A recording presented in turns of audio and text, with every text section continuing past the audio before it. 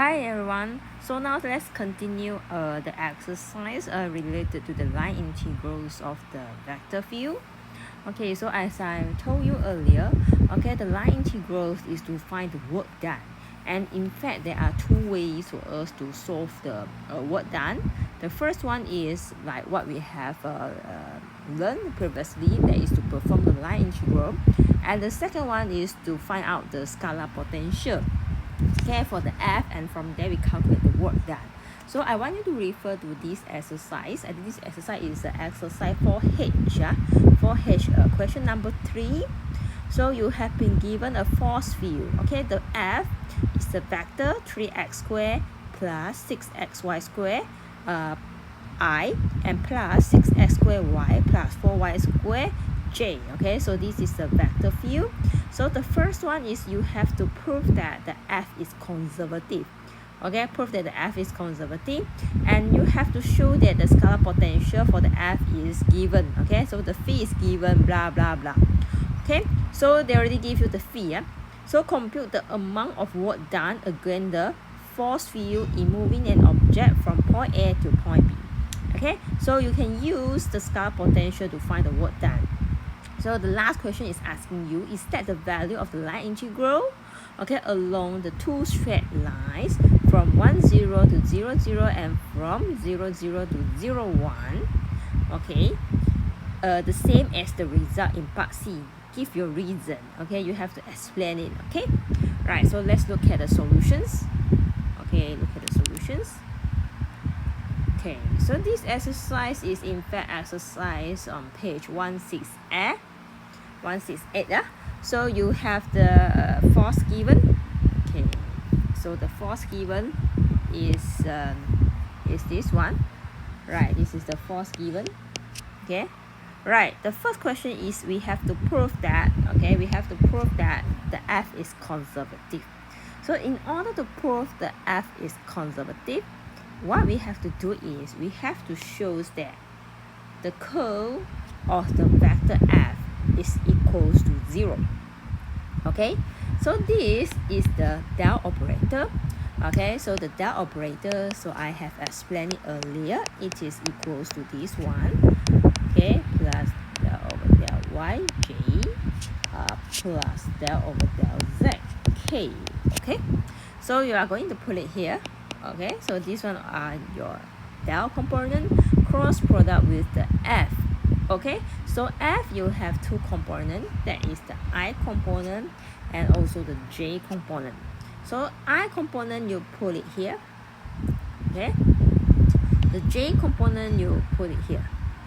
Right, you don't have the k component, right? So you just put it as 0. Okay, you put it as 0.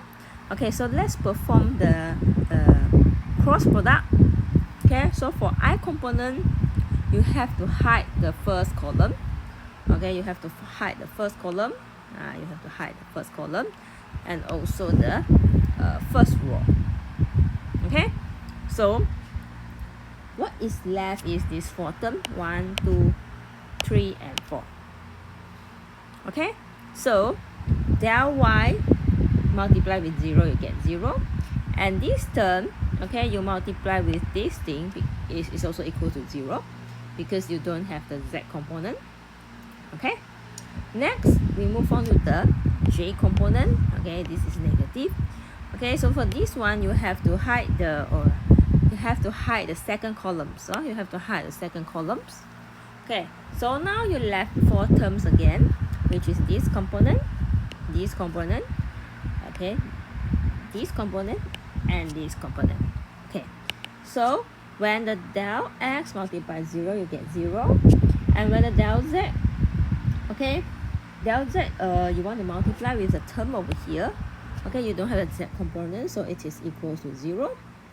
Okay, so for the last one, okay, is the k component. So you have to hide the third column. Okay, so when you hide the third column, you left 4 components here. Okay, you left the 4 components. Let me erase it. Okay, so you left the 4 component. That is this one. Okay, this one, this component and this component. Okay, so this will multiply with this thing. differentiate with respect to the x, so you get 12xy. And for the second term, you don't have the x component, so it is 0. Okay, and then you minus, okay, minus and multiply this term with the del y. Differentiate with respect to the y. So for the first term, you don't have the y component. Okay, it is 0 minus 12xy. Okay, so you can see that at the end, these two terms, they are cancelling each other. And you get your answer equals to 0.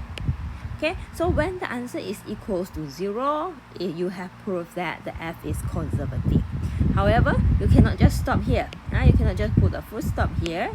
Okay, you need to explain, okay, and you need to talk a little bit, saying that so it is proven that the f is conservative. Right? So this is how you prove that the f is conservative. B, okay, question number B. Okay, the B is asking us to prove that our potential functions is equals to this one. Okay, the question asking us to prove it, to show. Okay, so we know what is the relationship between the potential functions and also the force.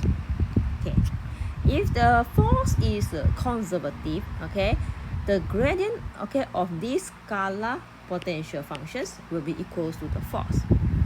Okay, so I think I explained before. Okay, so gradient is a combination of the del and also the scalar functions.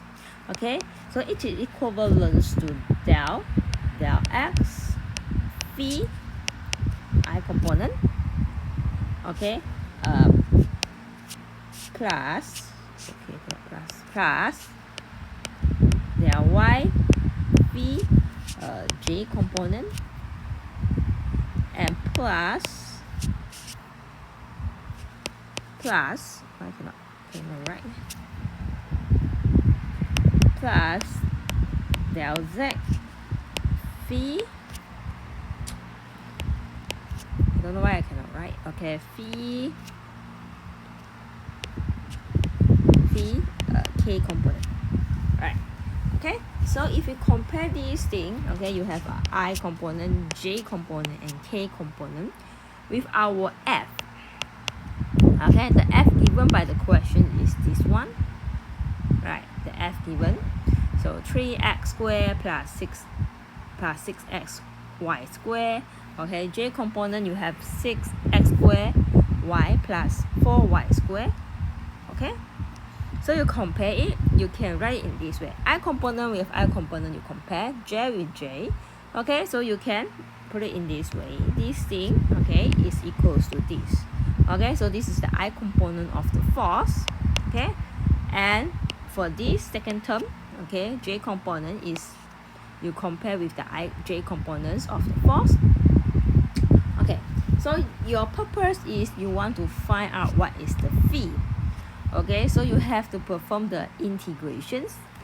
Okay, so the first one is you integrate with respect to the dx. Okay, because this is a dx, the del x. Okay, so you perform the integration. All right, get x cubed divide 3.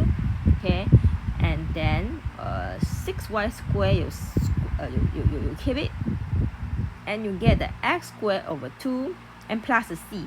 C is a constant, so when you perform the integration, you will always have a constant if there is no limit over here. Okay, because we didn't fill up the limit, so we will have a constant.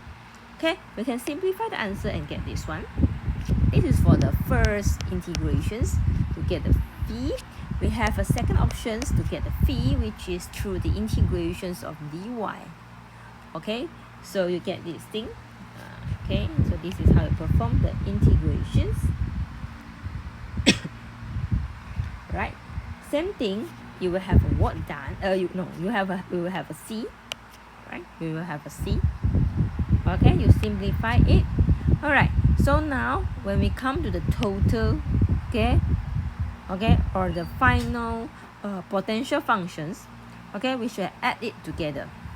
Okay, so you have a x cubed, okay, 3y squared x squared, so you just copy it.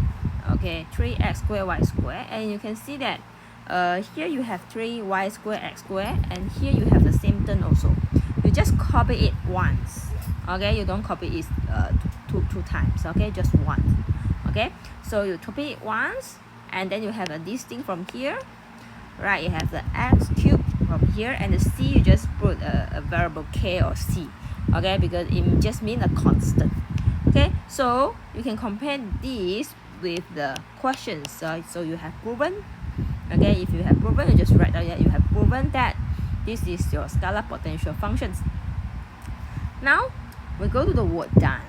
Okay, so in this question we don't calculate the work done using these functions. We don't calculate it using this function because we have the potential function already.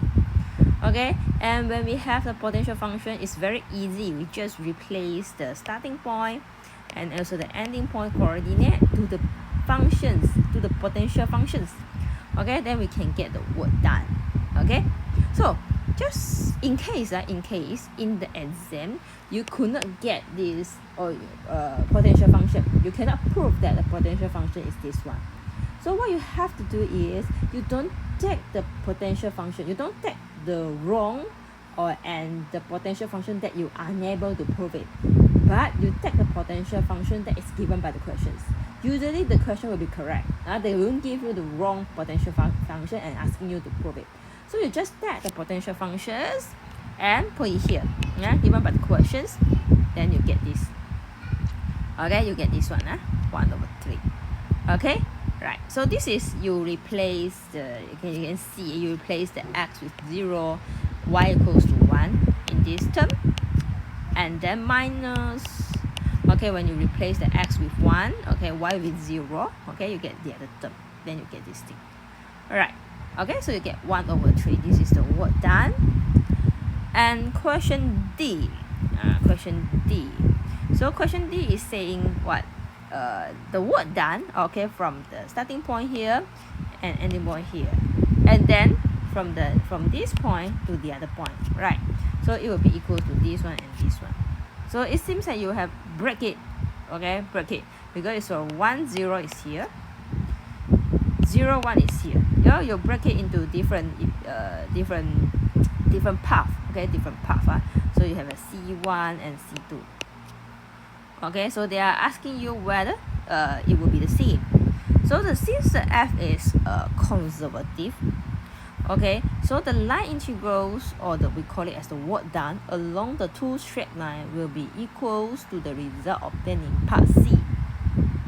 Okay, so this is something that you have to write down. Okay, so it's because the question is asking you whether it will be the same. Okay, so you have to answer that, okay, it will be the same, okay, because the f is conservative. Okay, the f is conservative, then you can get the answer, you can get the same answer as in the part C. Okay, so you don't need to really do this thing. Okay, you don't need to do this thing, just explain that. Okay, just explain that the f is conservative will be enough. Right, okay, thank you.